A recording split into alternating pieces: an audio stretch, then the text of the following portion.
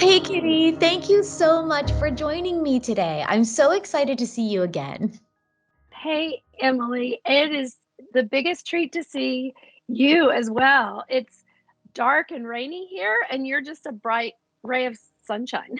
So good to see Oh, thank you. It's been a little over a year since we spoke. We had a couple of great conversations in writing your chapter, The Last House. And then the book launched a little over a year ago, and I can't believe how quickly time has gone. I know. It's if I start thinking about what has happened in the last year, it's a little overwhelming, and I'm sure for you too, right? Definitely, definitely. I mean, I just saw you on Kelly Clarkson, so that was kind of a big deal. Yeah, that's a story. I'm happy to share a little about that. Yeah. I would love, yeah. I mean, why don't you? I'd love to hear a little bit about how Yeah. that happened and what was the experience like? Oh, goodness. Okay. So, well, first, at Refuge, we're a young organization still. And, I think this is what founders tend to do. We kind of have our hands in everything, even if we're not good at those things, some of those things. So this past year, we were able to hire some people to work with me who are really experts in their fields, which is just such a gift. So we hired a young woman who is over our marketing and engagement, and at the end of the summer, she started. And I remember we had a conversation, and she mentors me like she's a coach to me. I've learned so much from her already. And I told her when it comes to, you know, what we say about refuge out there in the world, which I guess you would call marketing, right? Or branding. You are my boss. Like, you know better. I, I trust that you are just as bought into our mission as I am. So you're my boss. Well, the Kelly Clarkson show reached out in August or September and just said, "Hey, we're interested in your story. Can you send a little 1 minute video from your phone where you talk to Kelly? You say, 'Hi, Kelly, I'm Kitti, blah, blah, blah.'" And I told her, I don't want to do it. I was, things were heavy at that season personally in my life. There were some heavy things going on at Refuge. I just wasn't feeling it. And which, of course, is so mature to just go totally by your feelings. But I also said, oh, those things never happen. Why? Let's don't take our time. And she looked at me and she said, 2 weeks ago, you told me I was your boss, right? And I was like, yeah. And she goes, well, I'm telling you, you're doing it. So we created a little video. She teed it up for me and really did all the work. All I did was stand there and talk for a minute. And then she, took care of all the deliverables and sent it on. And then we never heard anything. And then in, I guess it was February, I started a 10-week sabbatical, and it was a really unplugged sabbatical. Mhm. And part of the time I traveled and I was in Italy, and I just happened to check my refuge email, which I was checking maybe once a week, just a glance. Someone else was looking at it. And I saw the producer's name. And so all of that happened. By the time I got home, I went straight to LA and just filmed this thing. And I know my husband said to me before I left, um, I am praying for you that you just have fun. Just go have fun. Just go be you and have fun. And I was prepared because, again, Kyra, our staff person, helped me get prepared. But it really was just fun. And Kelly Clarkson's delightful and fun and generous and all those things. So, um, anyway, it's just life is so full of so many surprises, and that was one of the fun ones. So that's how that That's a happened. great way to come out of sabbatical with an invitation I know. to go on the Kelly Clarkson show. Yeah, isn't that crazy? And I she called us Refugee Coffee, which people do a lot. It's really easy to slip up Yeah. and say she knew better.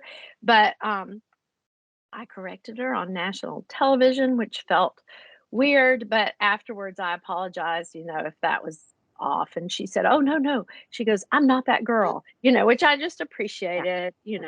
So anyway, it was fun. It was fun. And I'm proud of Refuge and what our team has done and who we are, and so it was fun to be able to talk about it. Well, sorry, there was a little bug. Uh-oh. So speaking of which, tell me more about Refuge. I had a chance to tell a little bit of Refuge in the story, but it'd be amazing for people to hear it from your own words and maybe even an update on what has transpired since we talked about Refuge over a year ago. Okay, I would love that. And I think the what has transpired question is so fraught with for most people, right? It's just a Yeah. because a lot has happened. So we're we're a coffee non a nonprofit coffee business. And the business involves right now 3 coffee shops, several coffee trucks and trailers, and we do catering and we have our shops. And the shops are a part of our mission because we really wanted to create these safe, welcoming environments. We're not the first to do that.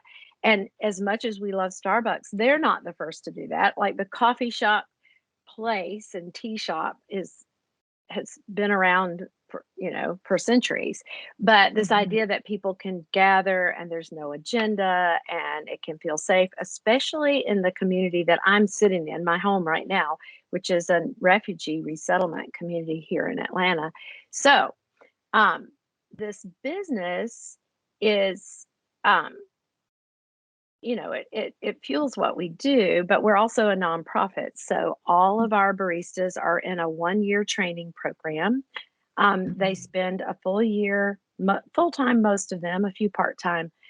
We pay a competitive wage, and during that year, they get on the job training and then they get classroom time. And it's pretty individualized for what they need. If they had an interrupted education, which most refugees in that age bracket, maybe 15 to 25, are usually come here just wanting an education, but not having the tools because they were in camps or fleeing and they couldn't get them. So that's who we are and what we do.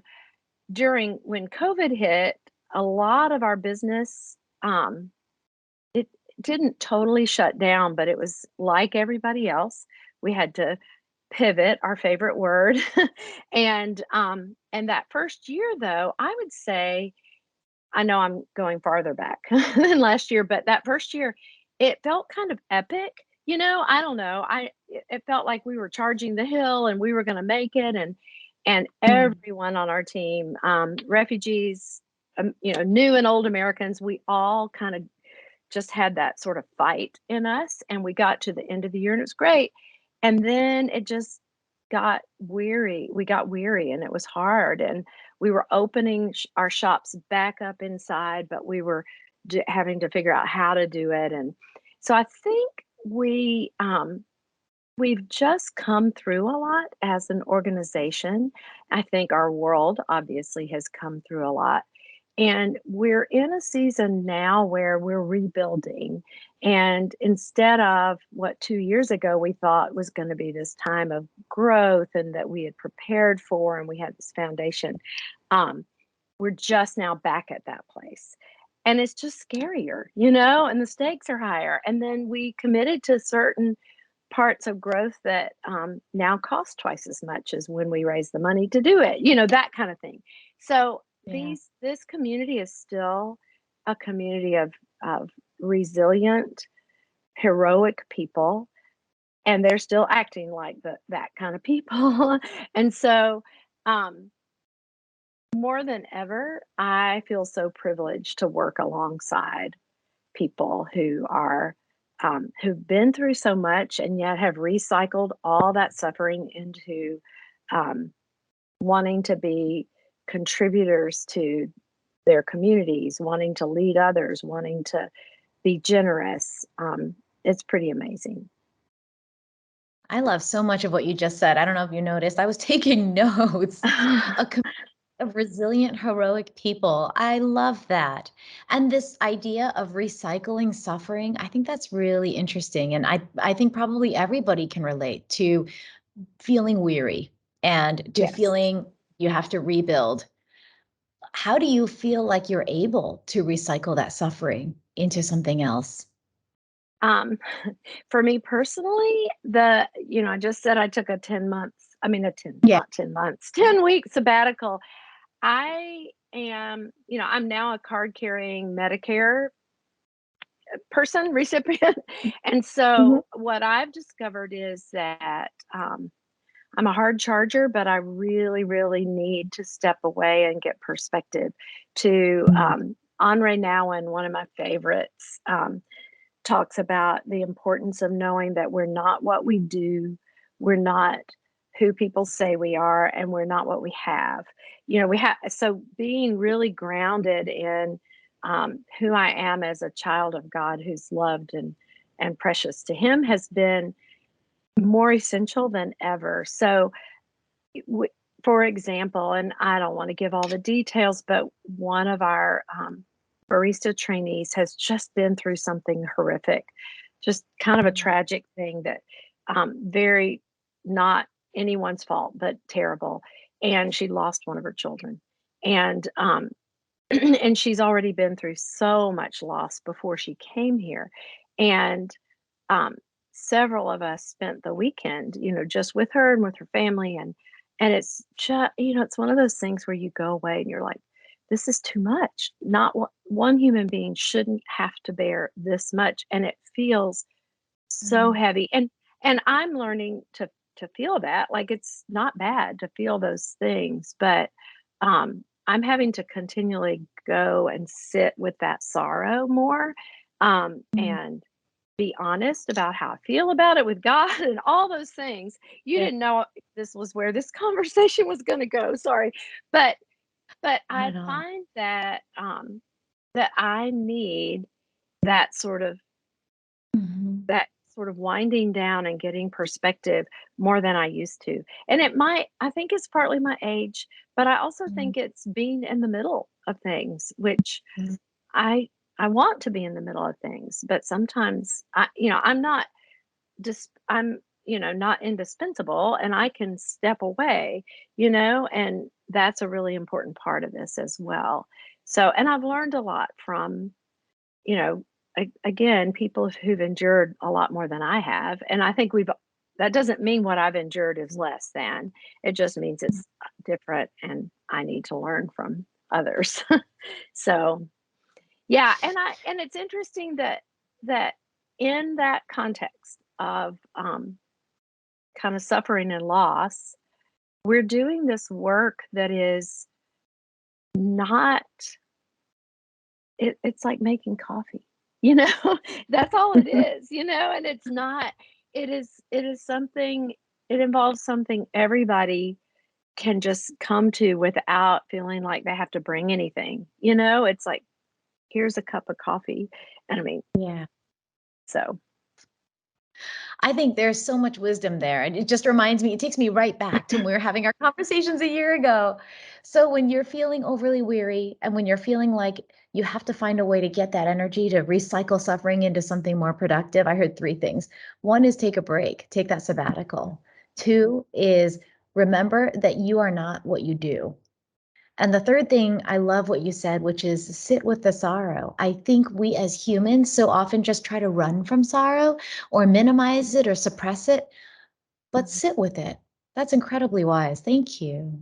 well, I thank you. It's only you learn things from mistakes, right? And I think there are times when, I'm sad about the state of the world. I'm sad about, you know, the whole refugee resettlement crisis. Yeah.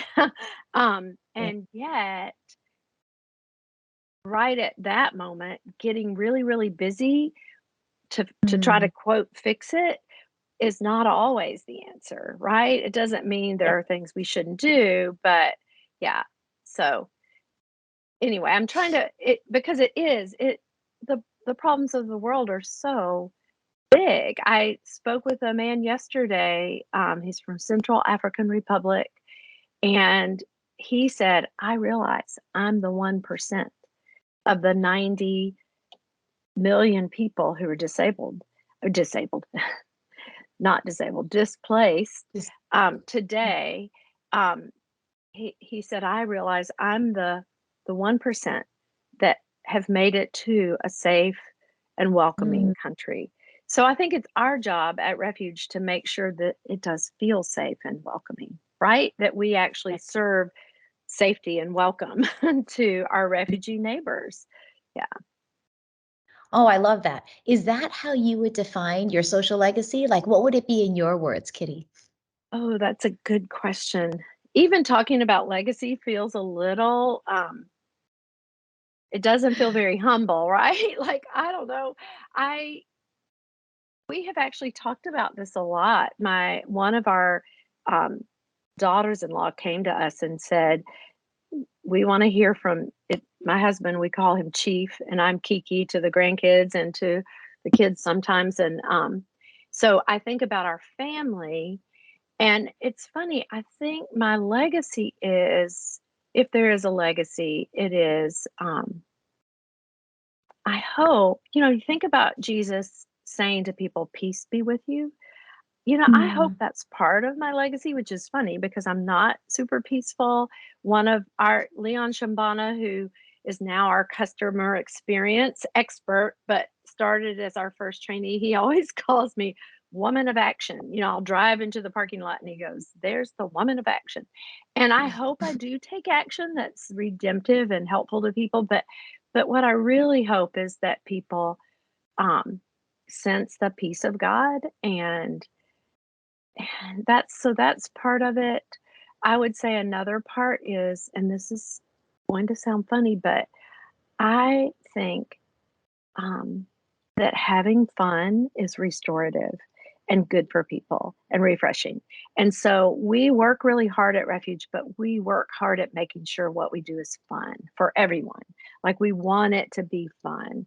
Um, I, my children, I feel like one of the things I did well, there's so many things I didn't do well, and there's so much that Mm. um, I call it the onus of imparting. You got to impart so much to them. We had boys. Their fingernails were always dirty. Their socks were always filthy, like that kind of stuff.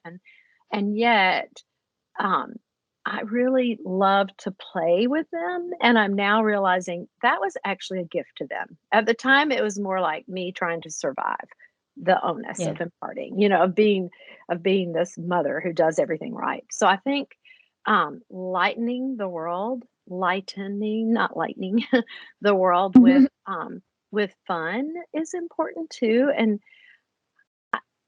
it doesn't feel like it goes very far or very deep.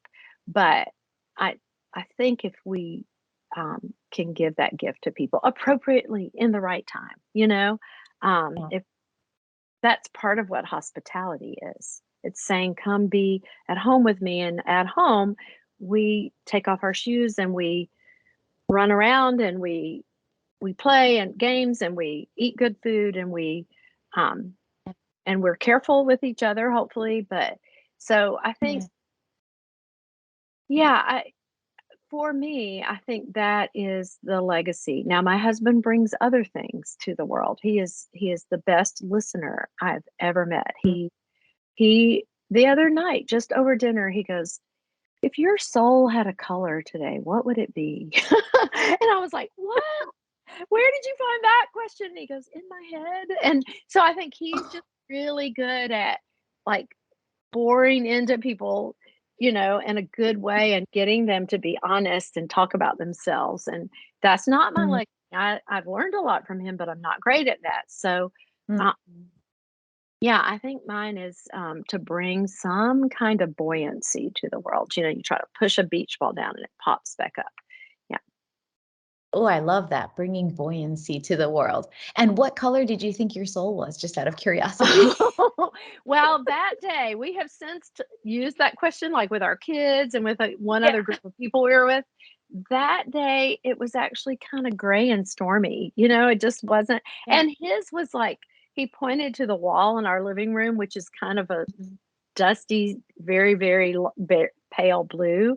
And he was like, Mhm. "That color." The color of, like, calm. Yeah. Peace. Yeah. Yeah. And I was like, Oh. "What roiled up gray?"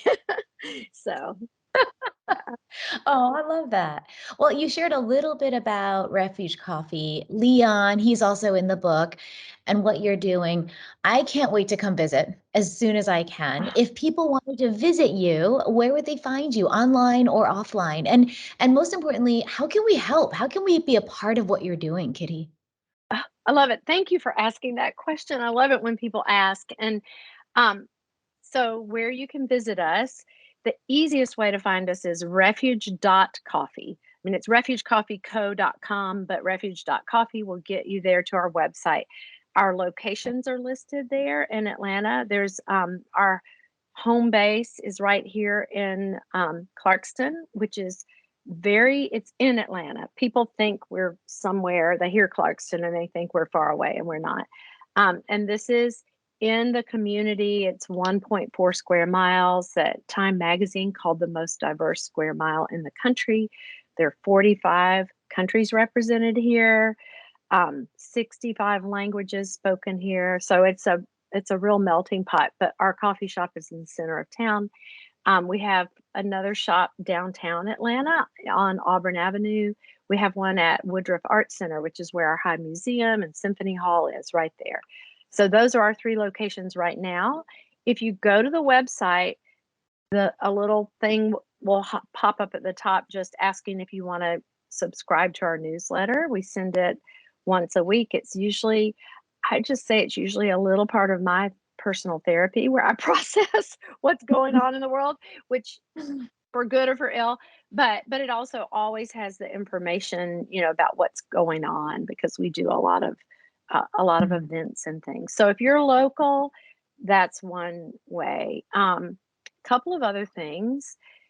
We're a 501c3, and we run a business that is part of the 501c3, and it's shiny and happy. And so sometimes people are like, "Oh, you don't need donations. You're doing great." And I'm like, "We're doing great because of donations."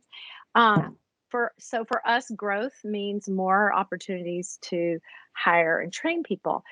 But we run a business where it's a retail business where our average ticket item is less than $5. So, coffee shops are hard. And especially coffee shops where you pay the way we pay and you support the way we support, and then the way you do community. So if you are interested in donating, you can just go to the website. There's a square that pops up right away that gives you some options, and giving is one of those. And I'll tell you, the thing that helps us the most, unless your superpower is your money and you have a lot of it, then go ahead and give some of that. But what really helps is the monthly support that we get. So you can sign up to be a monthly donor for very little. The third thing, and you would just need to follow us. Oh, and on social media, we're Refuge Coffee Co.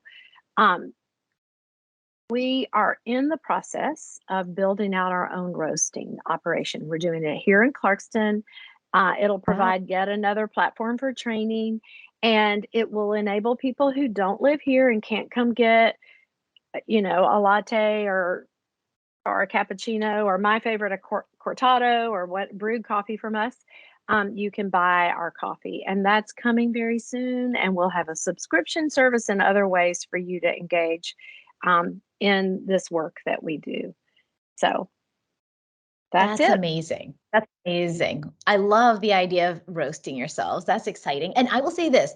This is something I never say, because the last thing I want is more newsletters. But this is a newsletter I do recommend everybody get, because Kitty, you are such a good writer. I have quoted you on more than one occasion. If you go back to my blog, y'all, you are inspiring, you're authentic. You make me want to have a better day and make the day better for people around me. It really is one of the best things I get in my email. And like I said, I never say that about any emails. I'm like, coming from you, a great writer and an inspiring writer. That's my thing. I've realized I'm not much of an educator, but I do love to inspire. I do love for people to yeah. And as you know, we work really hard at not preaching, sermonizing, political speechifying, any of that.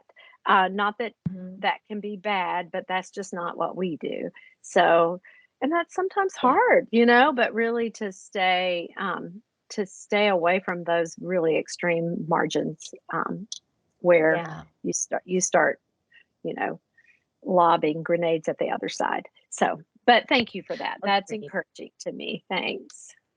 Oh my gosh, my pleasure. And then the second thing that just came to me as you were talking, and I'm so excited. I didn't plan this at all, but my first year, I donated all proceeds of the book, not just proceeds, the entire retail value of the book to SOS Children's because I sat on the Yes. board. Now that I've been in China over a year, I've stepped back to just be an advisor. And I think I'm going to change my approach. I want to take all the retail value of the book and direct it to you and to Ukraine No. and to the stories that are in the book. Doesn't that make all the sense in the Oh, world? it totally does make sense. I love it. I love it. That's Oh, what I'm gonna do. I love, I, well, somebody, and I need to go look it up. So if I use it, I quote it properly, but somebody recently talked about the need for emotional contagion, like, anyway, I like it. And I feel like your way of looking at the world is contagious. And your book is such a good, it just spreads that everywhere in so many ways. So I love that. I love it. Emotionally contagious. I'm gonna write that down Yeah. too. Yeah, Yeah. Well, like I'll it. find it. I can't remember who it is. So oops. Sometimes that's I don't footnote very well. Oh, me neither. I'm like, there's this thing, somebody somewhere said. Yeah. But we get the idea. Thank you. That's Yeah. super inspiring. So, everyone who's listening, once we cut this down into wonderful snippets, please follow Kitti. Please donate because they are a nonprofit. And you're right, Kitti. It looks so polished, and you've got a couple of shops, you've got trucks. It looks like it's doing really well, but it's doing well because people are supporting you all because you are a nonprofit. You don't look it, but you are. Yes. Yes. Thank you for that.